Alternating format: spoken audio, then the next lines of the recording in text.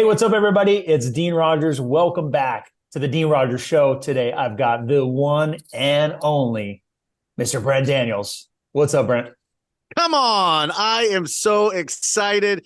Dean, you are incredible. I love your podcast. I love your show. I love all the content that you're putting out there. You are the Travis Kelce of wholesaling. Dude, I will take that. I will take that, dude. Thanks for saying that. Man, we're going to have fun today. We're going to give so much value. Guys, if you're just jumping into this right now, don't leave. This is going to be so much value that your mind might explode while listening to the show. So we can't be held liable for the brains that are sprayed all over the place, but there's guaranteed going to be value here. Guys, if you don't know Mr. Brent Daniels himself, Mr. TTP, Talk to People, Mr. Wholesaling Inc., he's a multi-million-dollar wholesaler in Phoenix, Arizona. Mm-hmm. He has personally coached over 1,000 wholesalers. He's helped tens of thousands of people. 3,000, Dean. 3,000. Holy personally smokes. Over 3,000. The team's got to update that note. That's a big jump. Over 3,000 wholesalers, and you've helped tens of thousands of people, including myself, just from all the knowledge you share with your podcast. You have your Wholesaling Inc. podcast. You also have Wholesaling Hotline that you got so much content. You guys got to go to his YouTube channel. Check out Brent Daniels there. He also has live events. You can't miss those either. Guys, just value oozing everywhere, okay? He's a natural leader. He also, he combines his passion helping others with his high energy, don't wait around for business attitude. He's going to help you crush your wholesaling goals as quickly and easily as possible. So that's what we're going to do. We're going to drop insane value here today, guys. If you want to connect with them, you guys can always connect with them on social media too. Real Brent Daniels on Instagram. Oh, baby, let's do this, man.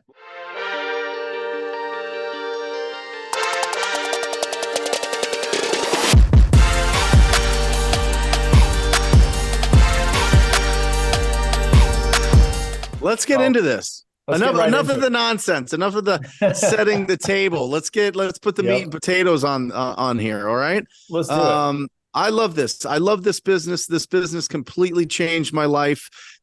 Discovering what wholesale real estate is took me a long time. I started in this business, Dean, in 2004. It took me till 2013 to really understand what wholesaling was. And over the last 10 years, my life has changed in so many different beneficial ways. But you can accomplish all of your real estate dreams and goals if you learn how to find discounted properties, if you learn how to communicate effectively with motivated property owners. That's what I want to talk about on the show today, because really there's 9 parts to this. And if you figure out these 9 parts, you're going to be set up. It's the foundation. It's the skeleton. It's the scaffolding of your real estate investing journey. And if you get all these 9 things knocked out, you're going to be absolutely unstoppable. So do you mind if I just kind of go into it? Don't mind at all. I just got to add this for those that are not watching. Mr. Brent Daniels has a massive LED screen behind him, where he is basically on a football field. He even has a football on his desk. We're both football guys. That's our backgrounds. And in person, Brent, you are jacked and super strong. You're like a rhino. So don't get out of the way. If Brent Daniels is running down the middle, clear the path, or you're going to get trucked. So that's right. This is just a nod to you, the super athlete that you are. So listen. Don't overcomplicate when you're starting out in this business. Don't overcomplicate that you have to know and understand everything and get stuck in the education loop. This happens all the time. Remember this, it's not education plus action equals the results. Okay. It is the action plus the results is your education. Okay. So after this podcast, you can go out right away and start taking massive imperfect action and find really great opportunities and start building up your pipeline of opportunities. And it breaks down to these 9 points. And really, if you put them into 3 titles, 3 headers, the first header is lead generation. The second header is conversion, and the third header is exit strategy. And Dean, jump in anytime if I'm not being clear on anything, but I just want to get this out and just start like going through this with you, because I'd love to get your thoughts on it as well. But with lead generation, there's only this is the engine of your business. You can know every strategy there is. You can read every great book from Pace Morby and Robert Allen and Robert Kiyosaki and all of these real estate investors that are so great at writing all of these great books and listening to this podcast and going on YouTube. But without leads, there's no movement. There's no action. So Amen. We start with lead generation. So the natural question is, well, how do I generate great leads? How do I find these motivated sellers that I can help out? And there's only 3 ways. Okay. This is the first 3 of the 9 that we're talking about. Number 1 is you can go out and buy those leads. You can buy the conversations. You can go out and put traditional marketing out there, whether that be direct mail, whether that be pay-per-click, whether that be TV like you and I do, whether that's just you are paying for somebody to call you. It's phenomenal. It works. It's the best leads, but it is expensive. You do have to have a budget, and you don't really have too much freedom of schedule. You have to answer those calls live or have somebody else on your team answer those calls live, or you're going to miss out on some great opportunities. So the first way is just traditional marketing. The second way is to become the guy or gal in your marketplace that everybody knows buys houses. That's the guy, that's the gal that buys houses. If I'm a real estate agent, I'm going to send all my referrals to this person, this company. If I'm a friend and family, if I'm another investor, whatever it is, you build up a reputation in your marketplace that you get referrals. And referrals are phenomenal because you're usually not competing with other offers. You're usually the only one negotiating with the property owner, and there's no cost to it. The downside, again, is do you have flexibility of schedule? No. Because if you get those referrals in, you need to respond very fast, very, very fast. You got to respond, or they're going to go to somebody else, or they're going to think you're not very serious. But they're wonderfully profitable, and it's a great way. But you have to, it takes time to build up a reputation. You have to be very loud on social media. You have to be very loud with your friends and family. You have to go to all the networking meetings and meetups and be really active in Facebook groups and just build that reputation. Over time, you're going to get some consistent deals. The third way, the way that I love the most, Dean, is to earn these deals. Okay. This is the way that most people have to start, because we don't have huge marketing budgets. We don't know how to really go into these appointments and be able to negotiate as well as some of the more experienced investors that have been around. And so how do we get in front of property owners where there's not multiple offers on the table, and we can do it on our own schedule and it doesn't cost that much? Well, you got to be proactive. You got to pick up the phone and talk to people. You got to pick up the phone and talk to people, or you got to go out there and knock on doors. That's it. I mean, you can kind of put text message marketing in that mix because you're initiating the conversation, but that's kind of getting a little wiggly these days with the carriers blocking a lot of those opportunities. So that's the 3 ways. That's how you start out generating your leads. So what are you going to do? Do you have a big budget? Are you familiar with sales? Do you know how to do you love going on appointments and doing all these things and being able to negotiate with people? Then marketing's the way to go. Absolutely. All roads lead to marketing eventually. The second one is the referrals. Do you have time to build up your reputation, or are you just chomping at the bit and you want to go out and find an opportunity right now? You know what I mean? And if you want to find an opportunity right now, you need to pick up the phone and you need to talk to people, or you need to go out there into the streets and knock on properties that are showing signs of distress. I love that. Guys, that's broken down so simply. And I say this over and over and over again to my students too, comes down to 2 simple things. You got to find deals and negotiate deals. Mm-hmm. Those are the 2 most valuable skill sets that I believe you can possess and learn. And if you do, you hold the keys to the kingdom. Yep. If you know how to find the deals, which no one seemingly can find, and you know how to negotiate them and how to talk to people, you have what everybody is looking for. And now you can write your own story, right? That's it. And if you look at it, You talk about how do you find these deals, right? You want to make sure that you're spending your time solving the problems of these property owners that can't necessarily solve them themselves. You're not talking about these beautiful houses that are totally remodeled and nobody has any kind of financial distress or emotional distress or anything like that with the property. That's most of the sales. That's 90 to 94% of the sales. I'm talking about the 6 to 10%, Dean. 6 to 10% that the U.S. Census, the 2020 U.S. Census says is that properties are in some sort of distress. 6 to 10%, depending on your marketplace, properties are in distress at all times. So let's look at that. There's 143 million properties, 143 million residential properties in the United States. We're talking 10 to 14 million properties, 10 to 14 million opportunities every single year. I am telling you, there is no competition out there because there are more opportunities than there are us. That's an absolute fact. That's an absolute fact. So what you do is you focus on those 6 to 10% of properties that are in distress or they're motivated, and then you have a conversation and make an offer. It's the business is so simple. And I think we overcomplicate it because we want to think that it has to be harder than it is. The reality is, and where you said, I love it, the strategy you love most is you got to earn it. Most people aren't willing to earn it. They don't want to pick up the phone. They don't want to go knock on the door. They don't want to do the hard work consistently. They want to do it for a week and feel like they gave it their all, and then they stop. So how can people break through and actually get the result? How can they get through that threshold?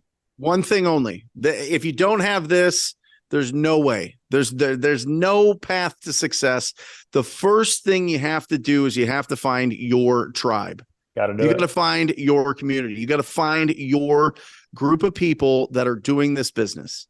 Because if you try to do it on your own, your motivation runs out. It is a flash in the pan.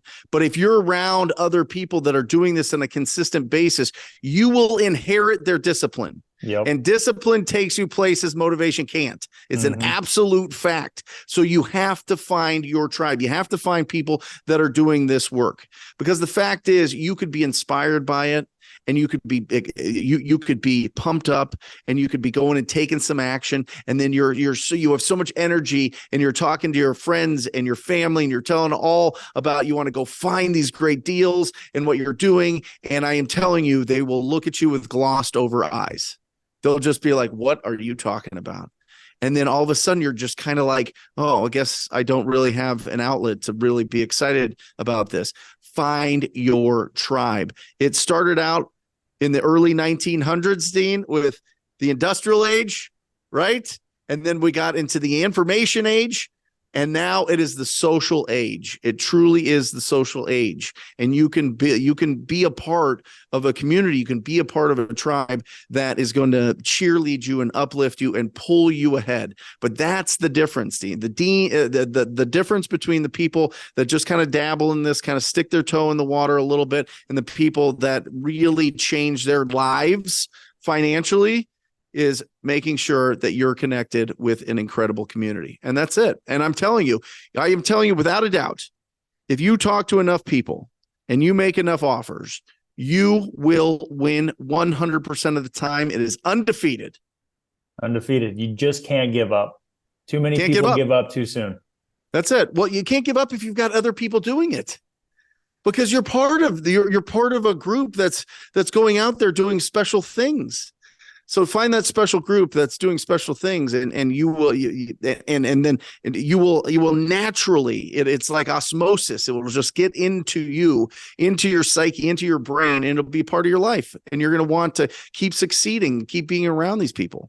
Yeah. So that's how you go and find the leads. All right. The second part is conversion of those leads. And that breaks into 3 parts, right? It's great to have the leads. Leads are wonderful. We can hold on to them and feel warm and fuzzy about these leads, but unless they turned into a signed agreement, nothing happens.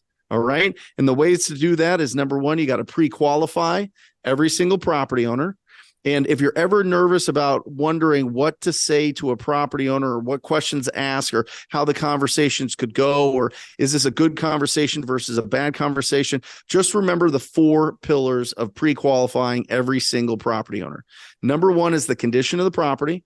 Number 2 is their timeline to sell that property. Number 3 is their motivation. And number 4 is their price. You pull out those 4 pillars of pre-qualifying, you're going to have a good understanding whether or not that person will do business with you. Mm-hmm. What do you think, Dean? It's so important, and it's so simple. When you understand that you just need to get this basic information, I think sometimes people will get caught up and they want to, go off track with the seller and talk about the sky and talk about the game and stuff like that. But if you can keep that conversation focused and build the rapport as you're going through those different topics, the seller is going to give you all the information you need. I call those the puzzle pieces. When you have all the puzzle pieces, you can help solve the problem. It's beautiful. And if you just care enough about that person on the other side of the phone, you care about them and you're not worried about how much money you're going to make, guess what? You're going to be that much more thoughtful about the questions you ask. You're going to be that much more sincere, and they're going to feel heard. They're going to feel like you're the right person that's going to solve their problem, and they're going to help put that deal together with you. And that's how you get it done. And they're going to think that you're a professional. Yep. Right. And that's so important because people want professionals to help them out of difficult situations. So pre-qualify every single property owner every single time, which leads into lead follow-up. Nike slogan here, just do it. Just do it. All right. I can't tell you how many people that I have talked to over the years that they have no problem hunting for the opportunities and getting the lead, but they don't want to do lead follow-up because they don't want the disappointment that the lead doesn't want to sell, or they sold to somebody else, or whatever. They ghost them and they don't talk to them ever again. Whatever it is, there's like some disappointment that's built in there. Don't worry about any of that. If you've got a lead, do your lead follow-up. If it's a hot lead, which means that they're going to sell in the next 30 days, talk to them every day. Call them, text, voicemail every single day. If it's a warm lead between 30 and 90 days, they're going to sell that property. I want you to call them every week. And if it's past 90 days, I want you to call them once a month. And you leave a voicemail and a text message every single time. And that's it. You do your lead follow-up and you make sure that you're communicating and you've got them pre-qualified. The last part, the third part of conversion, is your offer presentation. That's when you're going over the negotiating terms of the price and the terms of the sale, and boom, you're done. You got a signed agreement. And oh, by the way, if you've pre-qualified enough, built enough, got the puzzle pieces together, you know how to solve their problem, you cater that purchase agreement to that problem to solve that problem, them signing and working with you is just a natural progression. It's a natural progression. And when you're going and you're sitting down with them and you're putting the purchase agreement in front of them, just as a little tip for everybody out there that hasn't done it, don't say, please sign this. Just say, will you approve this? Ooh, I like that one. Right? It's nice and soft. That's a Jerry Norton tip right there. I'm going to write that one down. Will you approve this? Yeah, guys, these little details are subtle. You might not have heard it, but these little details are the things that make the difference, right? It's the intention you have around that conversation. It's the way that you approach that relationship with the seller. All these little things add up, and they're simple little things. It's all just human to human, right? That's what it is. That's it. And now we've done our lead generation. Yes. We've converted this into a signed agreement. Yes. The third part is exit strategy. And there's only 3 different exit strategies. There's different techniques with the exit strategies, but Dean, you know as well as I do, you either buy this property and flip it, you buy this property and hold it, or you sell that agreement. That's the beautiful thing about wholesaling that really helps build up a big, healthy, heavy bank account when we're getting started in this business is as soon as you have a signed, an approved agreement, there we go. Okay, with that property owner, that's an asset. Nobody else can buy that property with those terms. And other investors want to scratch your name off of that purchase agreement and put their name on, and they're willing to pay you for the right to be able to do that. And it can be $10,000, it could be 15, it could be 50, it could be 100,000. It just depends on how much they want that deal and how good of a deal it is. Yeah, man, this is the best business ever. It's so good. It's crazy. It's crazy. And I think once I realized, here's one thing that I think people might a limiting belief is wholesaling's for newbies, right? Wholesaling isn't the best strategy, or you're not really investing unless you're flipping or buying rentals. Right. Look, guys, wholesaling is an exit strategy in the real estate industry. Yeah. Don't get me wrong. It's a marketing and sales business if you're only doing wholesaling, but you are in the real estate business, you're around investment deals. And I have never built my bank account bigger with less headaches, with less risk, with so much more, less friction, right? All these things than focusing on wholesaling first.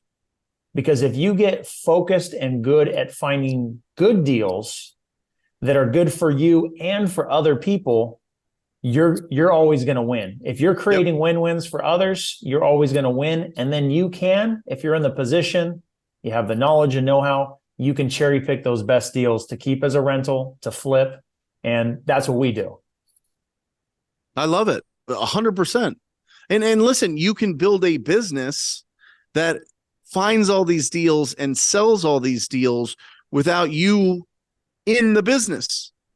That's the whole point. You build the machine up so that you can work on it and not in it. But a lot of people try to do it too fast. You got to earn that right. You got to be an incredible leader. You got to have enough momentum in your business to be able to bring on the best talent to replace yourself in certain roles in that business. And once you do that, then you're just getting passive income. I mean, in my business currently right now, Dean, between 40 and 60,000 is sent into my account every single month from my wholesaling business. And every week I do a 3-hour audit of the leads, just because I'm a deal junkie, with my lead manager, and I do a 2-hour team meeting. So 5 hours a week is dedicated to this business, because I set up the machine right. I was able to set up this wholesaling business so that it could run without me and hire people that are way better than me at certain roles in this business. And they go out and absolutely crush it. And they love what they do. And they love being a part of this company. And they love building this together. And there's team camaraderie. And it's fantastic. It's the best. I'm telling you, this is the best business of all time. It's the best business. You can go out, right? Dean, you know this right now. You could go out, anybody can go out right now. You can drive down the street. You can go into a neighborhood. You can find properties that need renovation. You can literally, with $0, zero apps, zero tools, zero resources, write down the address, pull up on your phone, True People Search, put that address into True People Search, and you've got their phone number. You've got the phone number of the owner of that property that needs some love. It needs renovation. You can then be super brave and boil up all of that courage that you have inside of you, and you could call them and ask them if they would consider an offer on their property. That's it. That's it. That's the whole business. And then from there, you just figure out if it's deal or no deal. And if you're surrounded by people that have experience, and I'm telling you, this industry is full of go-giving, huge heart people that will help you out to make sure that you're not making mistakes. You're off and running. Right now, zero budget, zero experience, zero credit score, zero job history, zero whatever. And go out and completely change the financial trajectory of your life and your family's life. Hey, what's up, guys? If you want to learn more about how you can join my community where I'm going to work with you hands-on, make sure you click that link down below. Let's go. Let's talk about that. I think we convince ourselves, I can't get into real estate. I don't have enough money. I can't get into real estate. There's not enough deals. Oh, the market's tough right now. Let's talk about that go-giver mentality the power of community. Look, there's enough deals for everybody. I know it. I experience it. I see your students doing deals. I see my students doing deals. I see all the people we know, students doing deals. We're doing deals ourselves. There's enough deals for everybody, and there will always be more deals.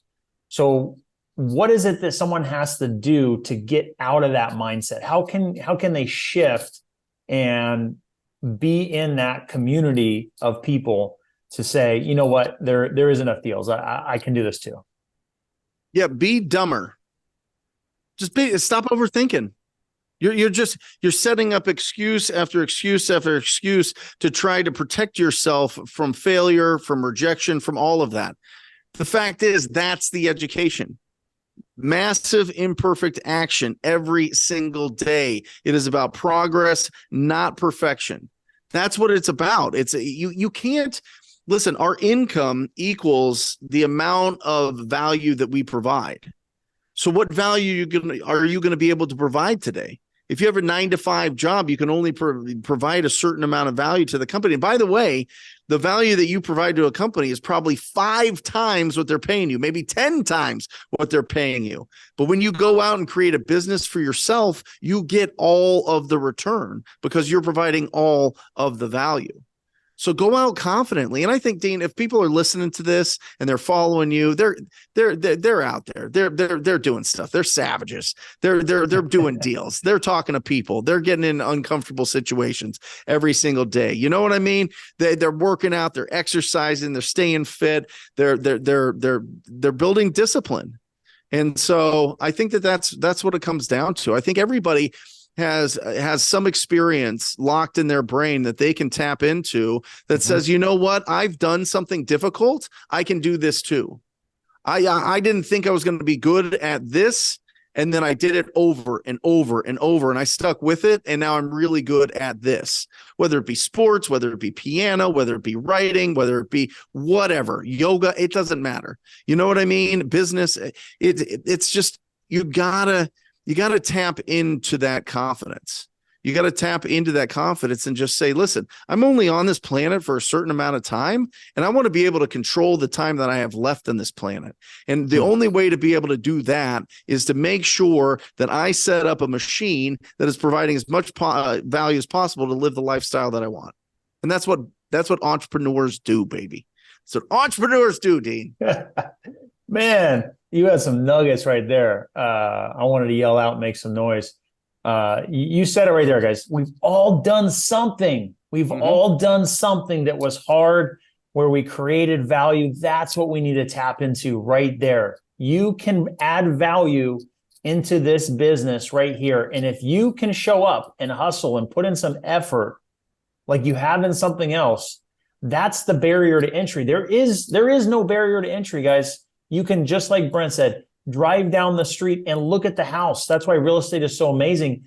Everybody experiences real estate. Everybody understands real estate.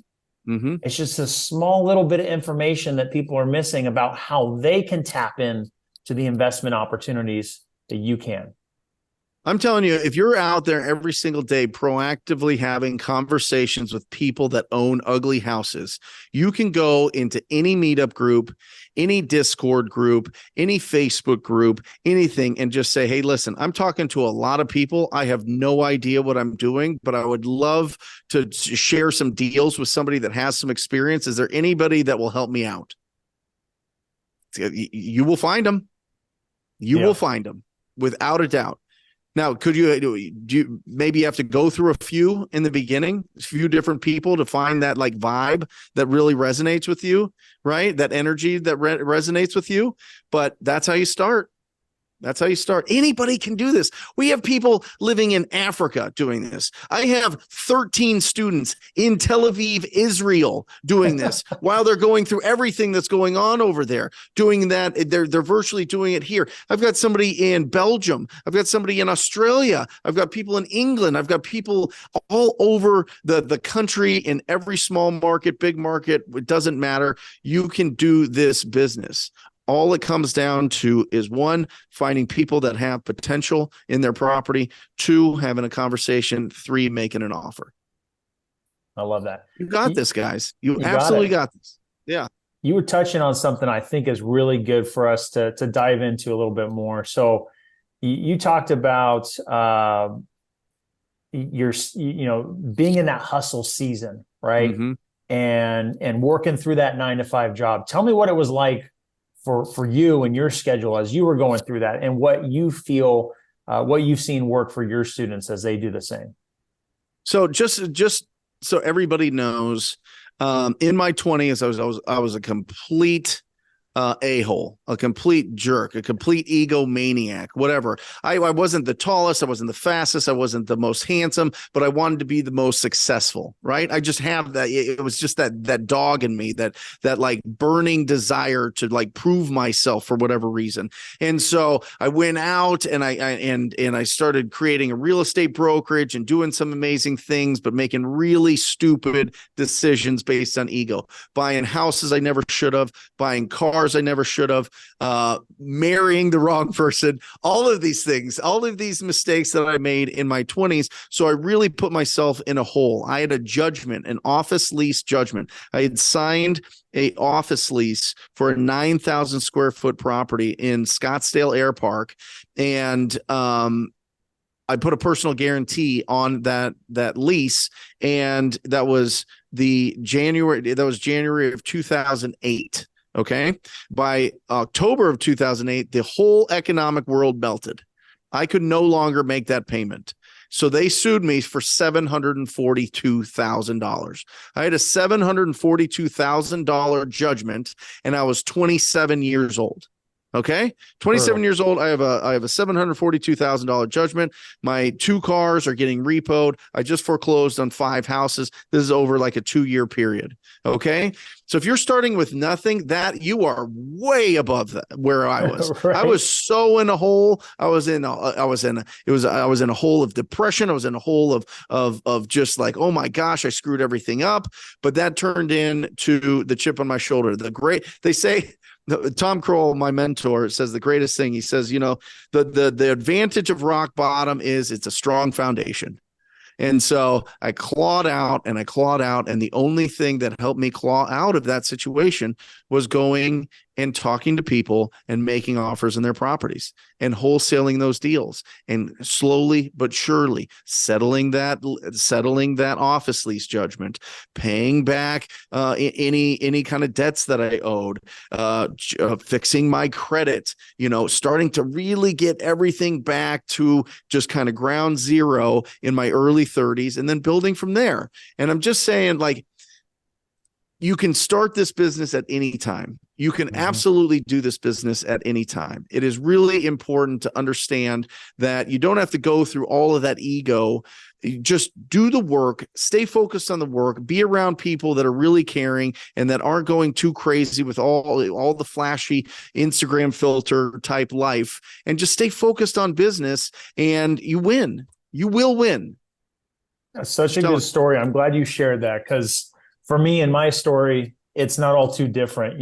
Was on top of the world, living the NFL superstar life, to starting completely over from scratch and getting started in real estate. I made some early mistakes. In my first half of my career, made several mistakes that set me back to rock bottom both times, and had to crawl myself out of it. And I will say the chip on my shoulder got pretty darn big, right? Yep. And I think that's necessary. I think it's necessary to have that drive, that internal drive, to really push you, because there's going to be times where you get frustrated, where you get, in your own head of wondering whether you can do this. And that's why it is so important to be around other people. If you're not around other people, guys, this business is lonely. An entrepreneur is lonely. You can't do it. You can't do it. It's so hard. You just can't do it by yourself. You can't do it yourself. And I tried to when I first got started, but it wasn't until I started opening up and started connecting with more people that things started to change, right? So such a good story there. So tell me, what type of things do you like to invest in? Obviously, you love wholesaling, right? Yes. That helps you put money in your bank account. What type of things do you like? I'll tell you what I don't like investing in: rental properties. That's a nightmare. Tell me That's an why. absolute nightmare. Tell me. By the way, listen, if you want to invest in rentals, that's awesome. Just understand you're not going to be living off the cash flow. Nope. Just understand that the cash flow goes right back into that property. Yep. Even if you get $500 a month or $700 a month in cash flow, you have to understand that a single family property takes between $3,500 and $5,000 per year in upkeep. Okay. There's $3,500 in turnover costs where you're putting in new carpets and paint every time that you turn it over. All right. And every 10 years, the design for the interior of properties changes. Okay. So your house is dated after 10 years. So you have to, if you want complete top dollar of what you're going to get for these properties, you have to completely renovate the property. Completely every 10 years. Okay. So that's something that people really need to understand. But if you're thinking about it for long-term wealth building, it's a fantastic vehicle. It is not you'll get wealthy someday. You will get wealthy always if you buy real estate and you hold it for 20, 30 years. But don't buy it thinking that you're going to get the cash flow. You're going to be living off of that cash flow, and that cash flow is going to be able to cover all your expenses. That happens when you have them all paid off. Yep. When you got them all paid off, that's a whole different story. That's a wonderful, wonderful way to have great passive income, but it takes a long time to build that up. Me, Dean, this is what I like investing in. I like lending money because I think that the bank is the top of the pyramid. The bank is the top of the pyramid. I mean, if you look at it, the banks win. I mean, the banks do win, and when they don't win, they get bailed out. It's crazy. Even when they don't win, they still win. Right. It's crazy, dude. If you really look at how the economic system is set up in this country, the banks always win. So I want to be a part of that. I would rather leave a bank to my children than a portfolio of properties. And that's the path. So I love getting 12% lending money on projects that are local here with really great operators that can do really great projects. I love investing in startup businesses in our field. Some people that are building some unique software in our industry. And back before Bitcoin was under 20,000, I had a financial advisor that said buy as much as you can, so I did that. So that's kind of where I'm at, you know what I mean? And that's really the path that I have. I don't want to think about rentals. I don't want to manage rentals. I don't want to manage people to manage my rentals. And I think it's a great way to build wealth over a long period of time. And I'll probably own one big building at some point, you know. But owning a bunch of single family rentals seems like an absolute nightmare, especially listen to me. And I'm telling this to everybody, and I'm going to be very aggressive with this. Do not buy properties in non-appreciating areas. Do not do it. But Brent, what about the depreciation? You can save so much on your taxes. No, you can't. Do you know how much real estate you have to buy to pay off all your taxes? You have to buy 8 times the amount of real estate every single year. 8 times your personal income every single year to write off all of it. And that's with advanced depreciation. Advanced depreciation. Oh, by the way, if you sell that property before that advanced depreciation goes out, you have to pay that back. Mm-hmm. And second of all, people think that depreciation is, oh, I have $5,000 worth of depreciation. That means I pay $5,000 less in taxes. No. It just reduces your tax basis. So if you have an income of 100,000, it just reduces it to 95. Right. You get tax on that 95, whatever tax bracket you're in. So stop with the nonsense. Let's stop with all of this nonsense of buying really bad houses in the middle of nowhere because they're cheap and they give us great cash flow. You will lose everything. You'll lose everything. I'm telling you. And 70%, Dean, 70% of the deals we do in Phoenix are tired landlords. We're buying these properties, Dean, for what they bought it for 20 years ago. Woo. Right now, 25 years ago, 15 years ago. That's a crazy idea. People need to open up their eyes to this thing and really understand. If you're going to buy rental properties, own them free and clear. Own them free and clear and own them forever. I have never heard someone aggressively talk about it at that length, but there is so much truth to it. that it's crazy because the reality is, and I tell all my students this and anyone else that asks, don't start investing by flipping a house or buying a rental. You go try to flip a house, you buy the wrong house, you overpay for it, you get the wrong contractors, use the wrong comps, you're getting wrecked. Yep. You go buy the wrong rental or even the right rental, that cash flows your special 200, 300, 400 bucks a month. The AC goes out of everyone's control. There goes, $8,000. Do you have that in reserves? Right. Then the tenant moves out or some issue happens and you have to. How about they stop paying? What if they stop paying? You got to evict them. There are so many challenges. My rental company's bank account does not grow. There's money in there for reserves and a healthy amount, but it doesn't grow despite the tens of thousands of dollars that hits my account as revenue every single month. It doesn't grow because there's always some new expense. There's always some new problem to fix, always. But for me, I did buy it for the retirement plan. And when they're all paid off, it's going to be a gravy train. But until then, it serves no value to me except for, small amounts of depreciation. And I totally agree with what you're saying. It's not saving you. You're not paying $0, right? So yeah. Yeah. People think if they get rentals, they can write off everything and not pay any taxes. Listen, Caesar's going to get his money. You know what I'm saying? Pay him to Caesar. I mean, it's right there in the Bible. I mean, you know what I mean? Like, you have to understand you can't avoid the taxes, and everybody has a different strategy. And if you love real estate and you love like putting out fires all the time and you love all that action and you love all that surprise, then buy as many rentals as you possibly can. That's fantastic. Go for it. Long-term wealth building, fantastic. I'm just saying, buy in really good school districts, buy in real high appreciation areas, buy twice as many properties as you think you need, sell half of them when they get to 50% equity, pay off the other ones. And now you've got a bunch of free and clear properties that you can have forever and ever and ever. As long as you're paying your property taxes and you're keeping up with those properties, it's going to be a great long-term investment for you, for sure. But I think being the bank is way, way, way, way better. I like that. So at what point can someone become the bank? What place do you need to be at in your career, in your financial standing to actually participate and become the bank? Can we talk about that? It just depends. Some people need earnest money, right? And so they lend people earnest money for a deal and they get a return.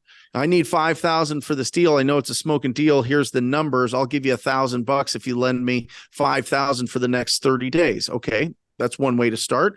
Another way is you save up some money and you put it into a deal that, people are raising funds for. They've got a good track record and you can start getting a nice return on those.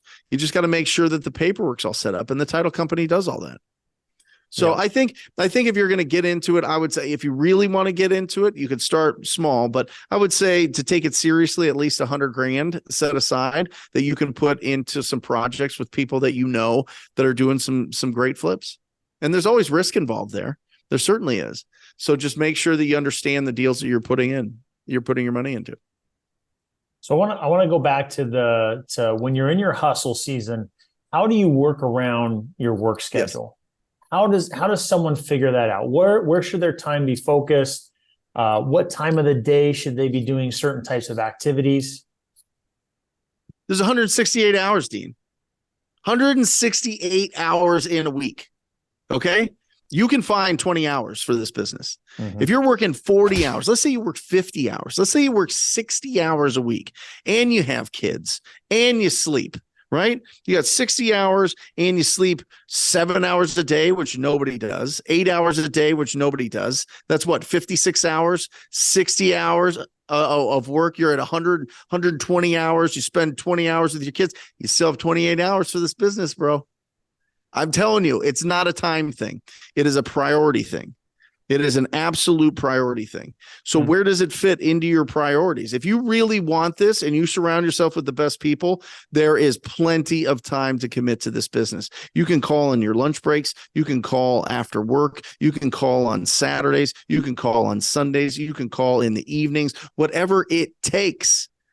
I am telling you, I have truck drivers. I have people that are full-time in the military. I have people that are nurses and teachers, and they find the time to commit to this business because they want to change their life.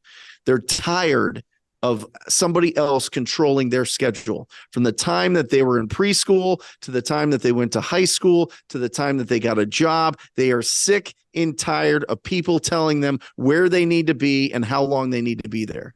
Those are the people that find the time. There is a unique characteristic, and you can tell when you meet someone and they're just searching. They're searching for that something, and it's always freedom. It's always freedom. And it's not for the faint of heart, right? Because it is hard.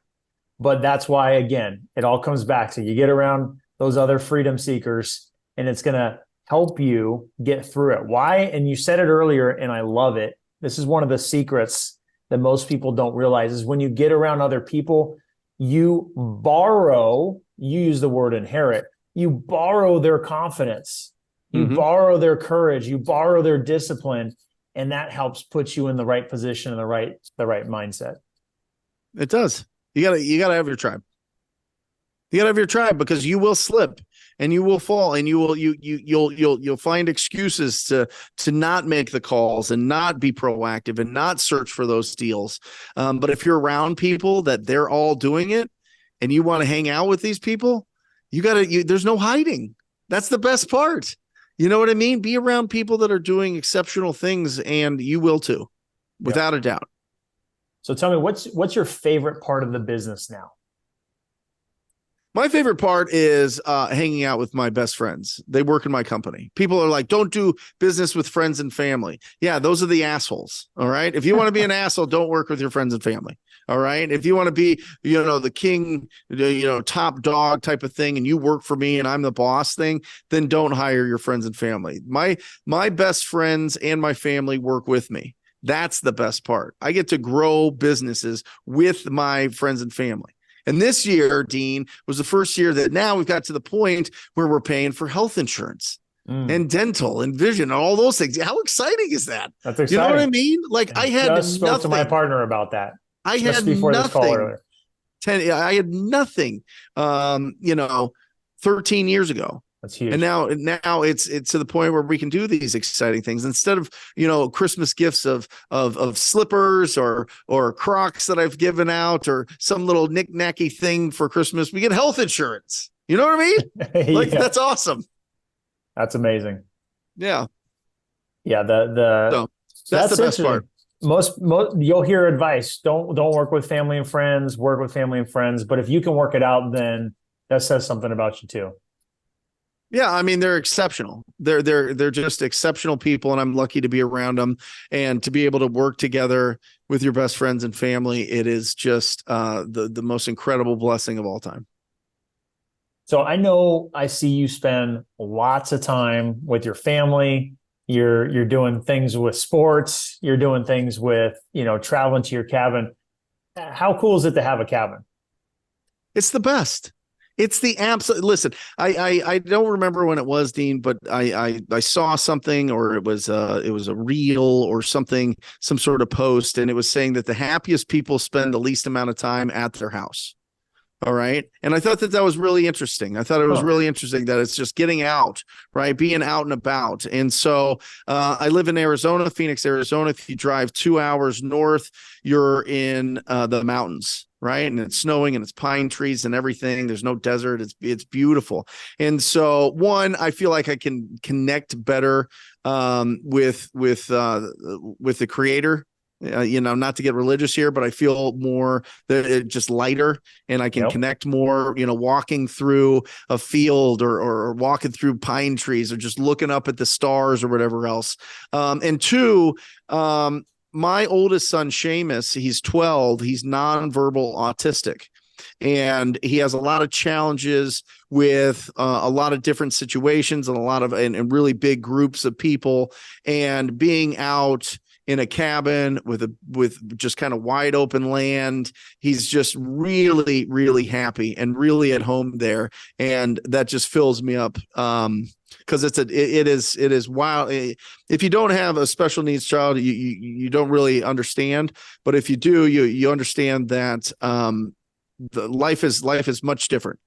Life is much different, and there's incredible challenges to that, and I feel like when we're able to go to the cabin, it lightens the load a bit, and we just love it. We love skiing and snowboarding, and we love taking our electric mountain bikes everywhere and walking around and going on hikes. So it's just the best. Yeah, it's just a chance to connect and kind of unplug from it's just a different kind of environment to be able to plug into. I love that. That's amazing. Well, dude, it's been an absolute pleasure to have you on. I've been fired up since we got it scheduled. I should have known you would have brought a football, right? I should have known. You were ready for it. I'm ready for the assignment. So I can't wait to see you in person next. As a matter of fact, we'll air this episode before, but we have you as one of the headline speakers at the Deal Champs Summit coming up April 19th and 20th in Fresno, California, Table Mountain Casino. So that's going to be an incredible event. Can't miss it. The lineup that we have is insane. So it's going to be an incredible event, and you're going to be a big part of it. So where can people find you? Where do you like people to connect with you? Well, it's my honor to be able to speak to your audience now and live. We put a lot of love and attention and instruction into our YouTube channel. So just Brent Daniels on YouTube. Wholesaling Inc. We have a bunch of resources if you need anything there. And then Real Brent Daniels at Instagram. You already hit that in the beginning of the show, but either way, you can find me for sure. Amazing. Yep. Dude, what a pleasure to have you on. Can't wait to continue to find more ways to add value to more people, as I know that's both of our passions. So it's been a pleasure. And until next time, peace.